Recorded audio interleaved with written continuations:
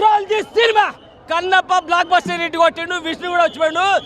ఎక్కడ కూడా వల్గారిటీ లేదు, వైలెన్స్ లేదు. సూపర్ మూవీ, బ్లాక్ బస్టర్ అంటే బ్లాక్ బస్టర్. ఇంకా మీకు ట్రోల్ చేసే దమ్ముంటే టీవీ ఛానళ్ళను అక్కడెక్కడ కూర్చొని మాట్లాడకదు, రోడ్డు మీదకి వచ్చి థియేటర్కి వచ్చి సినిమా చూసి ట్రోల్ చేయండి. మీకు దమ్ముంటే, ధైర్యం ఉంటే, గట్స్ ఉంటే. సినిమా అయితే ఖచ్చితంగా బ్లాక్ బస్టర్ కొట్టిండు. ఎవరు ట్రోల్ చేసినా మనం వాళ్ళకు రిటార్డ్ ఇవ్వాల్సిన అవసరం లేదు, మాట్లాడాల్సిన అవసరం లేదు. సినిమానే రిటార్డ్ ఇస్తుంది, సినిమానే రిటర్న్ గిఫ్ట్ వాళ్ళకి ఇస్తుంది. ప్రభాస్ ఎంట్రీ మొత్తం థియేటర్ మొత్తం రచ్చ మేడం, క్లియర్గా ఉంది. చాలా స్మార్ట్గా వచ్చేస్తాడు, క్లీన్గా వచ్చేస్తాడు, వైలెన్స్తో రాడు, పద్ధతిగా వచ్చేసి పద్ధతులు ఎవరికి ఎలా నేర్పాలో అవి నేర్పుతాడు. శివుడు అంటే ఏంటి, శివం అంటే ఏంటి, శివునిలో కన్నప్పని ఎలా ఐక్యం చేయాలి, శివుని గురించి తెలియజేయాలని చెప్పేసి బ్లాక్ మోహన్ బాబు ఎండింగ్ వరకు ఉంటుంది మేడం. అది కూడా చాలా బాగుంటుంది. నేనే గొప్ప భక్తుడిని శివుడికి అని చెప్పేసి మోహన్ బాబు విర్రవీగుతుంటాడు. అటువంటి భక్తుడికి కూడా నాకంటే గొప్ప భక్తుడు ఉన్నాడు, వాడే కన్నప్ప అని చెప్పేసి నిరూపిస్తారు అనమాట. సూపర్గా అనిపించేస్తుంది. అయితే ద్వాపర యుగంలో అర్జునుడు, ఆ తర్వాత తిన్నడు, ఆ తర్వాత కన్నప్ప, ఇలా రూపాంతరం చెందుతున్నాడు అనమాట. తిన్నప్ప ఎవడు, కన్నప్ప ఎవరు, అర్జునుడు ఎవరు, ఇవన్నీ కూడా మనకు తెలుస్తాయి. మనం అనుకుంటాం అర్జునుడు వేరు, తిన్నడు వేరు, కన్నప్ప వేరు. వీళ్ళే ఒక్కొక్క యుగంలో ఒక్కొక్క టైంలో ఇలా అవతరిస్తున్నారు అనమాట. చాలా బాగా అనిపించింది. కన్నప్ప ఎట్లా ఉంది? కన్నప్ప ఫస్ట్ ట్రోల్ చేసే వాళ్ళకి అసలు ఛాన్స్ లేదనమాట. అందరూ చాలామంది వెటకారంగా చూసుకున్నారు సినిమాని. మంచు ఫ్యామిలీని అంటే వెటకారంగా తీసుకున్నారు. ఫస్ట్ హాఫ్ అంతా కూడా కొంచెం బోరింగ్ అనిపించింది, కానీ సెకండ్ హాఫ్ అయితే నిజంగా కళ్ళంట నీళ్ళు వచ్చేసినాయి. చాలా బాగా నరేట్ చేశారు స్టోరీని. అసలు డైరెక్షన్ ఏంట్రా బాబు, ఫస్ట్ హాఫ్ అంతా ఒక ఇదిలో వెళ్ళిపోతుంది ఏంటి, అసలు సెకండ్ హాఫ్ ఎలా నిలబెడతాడు అంటే ప్రభాస్ని చూడడానికి వస్తారేమో ఇంకా ఈ సినిమాకి అనుకున్నాం, కానీ యాక్టింగ్ స్కిల్స్ కానీ అసలు మంచు మోహన్ బాబు గారు డైలాగ్ వెర్షన్ కానీ ఆ కథలోకి వెళ్ళిపోయాము. నిజంగా చాలా బ్రహ్మాండంగా నరేట్ చేశారు. ప్రభాస్ గారు దారి తప్పిన వాళ్ళకి దారి చూపిస్తారనమాట. మంచు ఫ్యామిలీ కొంచెం దారి తప్పితే ప్రభాస్ గారు లైన్ చేశారు. అసలు మామూలుగా ఉండదు. అసలు ప్రభాస్ గారు ఎంట్రీకి ఒక్కొక్కడు ఫోన్లు థియేటర్లో ఎంతమంది ఉన్నారు అంతమంది ఫోన్లు ఆన్ చేసుకుని అలా ఉన్నారు ప్రభాస్ గారు ఎప్పుడు వస్తారని. సగం ఛార్జింగ్లు అయిపోయింది అనమాట నిజంగా ఫోన్లు. అసలు నెక్స్ట్ లెవెల్. మోహన్ బాబు గారి క్యారెక్టర్ చాలా తక్కువైనా కూడా ఆయనది చాలా మెయిన్ స్కోప్. అంటే అతి భక్తి ఎక్కువ ఉన్న పని అవ్వదు, అంటే రాయికి చెమట పట్టదు.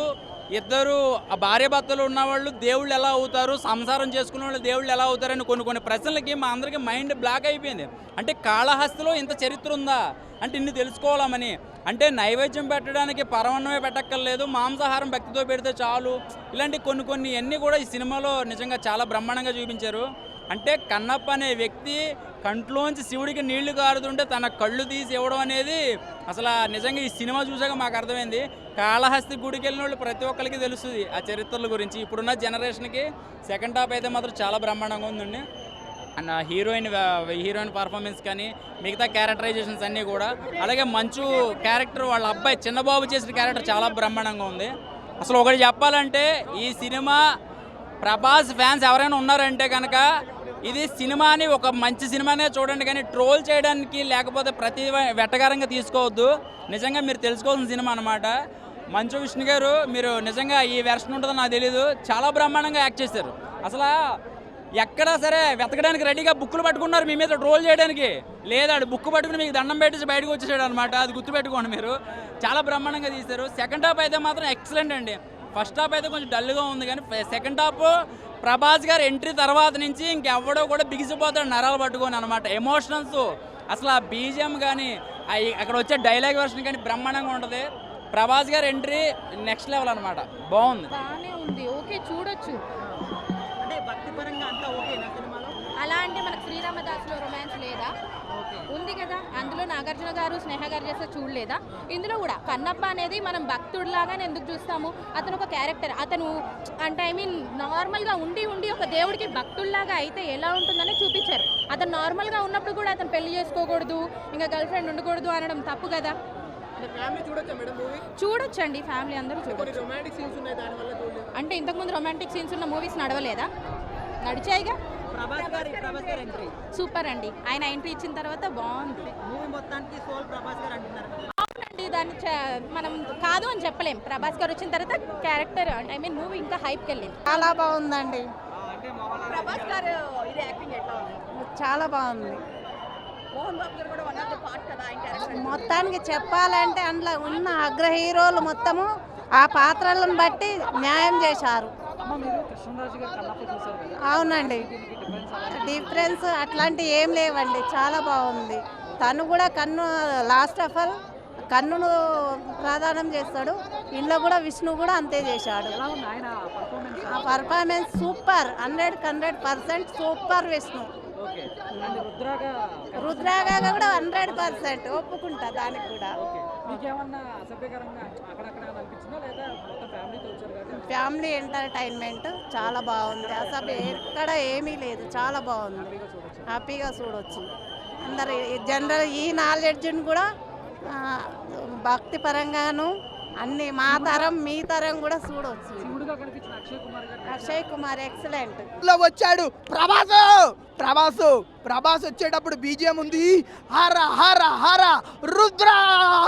నిజంగా చెప్తున్నా, మంచు విష్ణు గారు ఇన్ని రోజులు విష్ణుగా కనిపించింది నాకైతే, ఇప్పుడు మంచు కనిపించింది నాకు. మంచు అంటే ఏందో సెకండ్ హాఫ్లో లాస్ట్ 30 minutes కంట్లో నుంచి వాటర్ కాదు, మంచు కురిసింది అన్న, మంచు కురిసింది. మంచి పర్ఫార్మెన్స్, పెద్ద యాక్టర్లు, పెద్ద క్యారెక్టర్లు ఒక్కొక్కరు. నిజంగా మోహన్ బాబు గారు కానీ, శరత్ కుమార్ గారు కానీ, అక్షయ్ కుమార్ గారు కానీ నిజంగా ఎంత బాగా చేస్తారంటే మంచి ఎమోషనల్, మంచి దేవుడికి సంబంధించిన మూవీ, ఫుల్ ఎంజాయ్ చేస్తారు.